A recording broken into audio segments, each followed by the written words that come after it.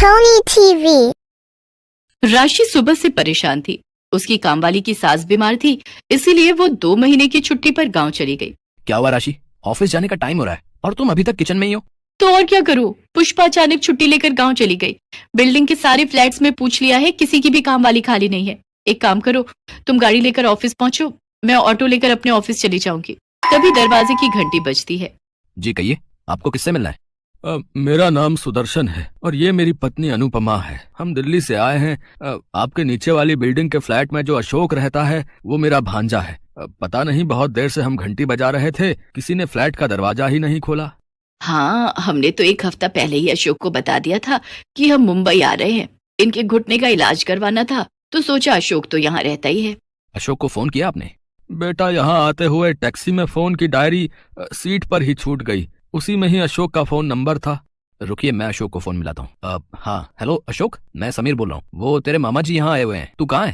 Hello Sameer, मैं तो जरूरी काम से काजल के साथ लंदन आया हुआ हूँ। लंदन?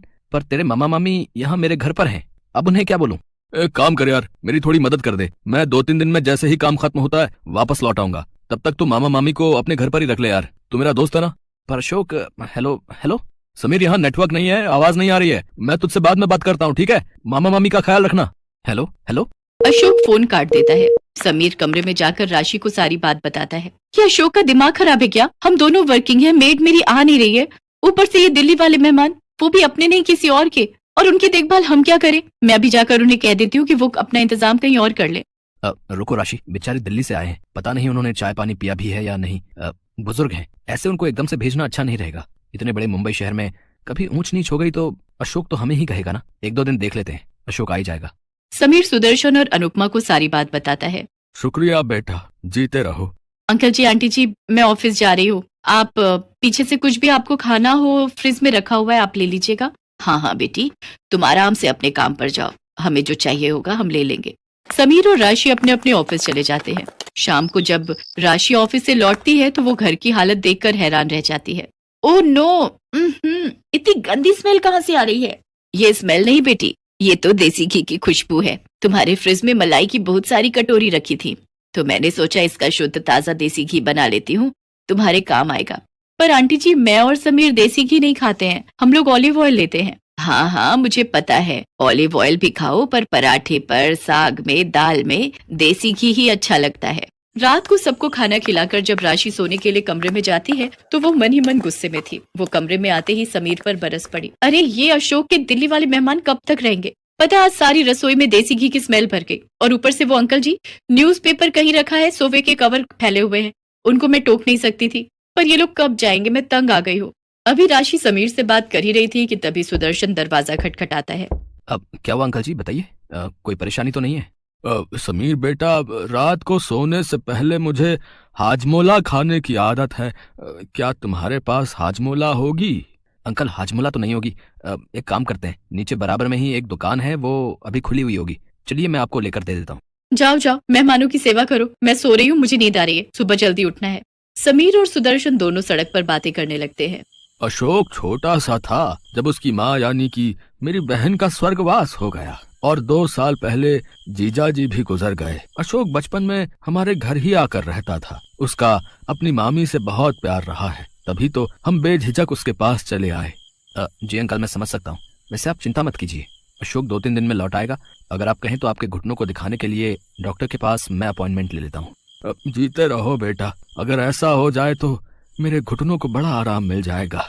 मैं तो थोड़ा इसलिए टहल लेता हूँ कि हाथ पैर चलते रहने चाहिए। सुदर्शन और अनुपमा को समीर के घर रहते हुए 1 हफ्ता बीत चुका था, पर अशोक फोन नहीं उठा रहा था। समीर सुदर्शन को डॉक्टर के पास ले जाता है और सुदर्शन के घुटनों का इलाज शुरू हो जाता है।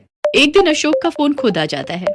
अरे अशोक, कहाँ था तू? इतने दिन से मैं तुझे फोन मिला रहा हूँ। तेरे पास मामा जी के सारे एक्सरे रिपोर्ट और डॉक्टर की रिपोर्ट जो उन्होंने तुझे दिल्ली में दी थी, तेरे फोन में उसकी फोटो होगी, पर तूने मेरा फोन नहीं उठाया। अब मैंने डॉक्टर से दोबारा इलाज शुरू करवाया है, पर तू कब आ रहा है? कुछ बता तो सही, क्योंकि डॉक्टर ने मामा जी को 15 दिन और यहाँ रुकने की बात कही है। उन्हें कुछ एक्सरसाइज बताएगा डॉक्टर।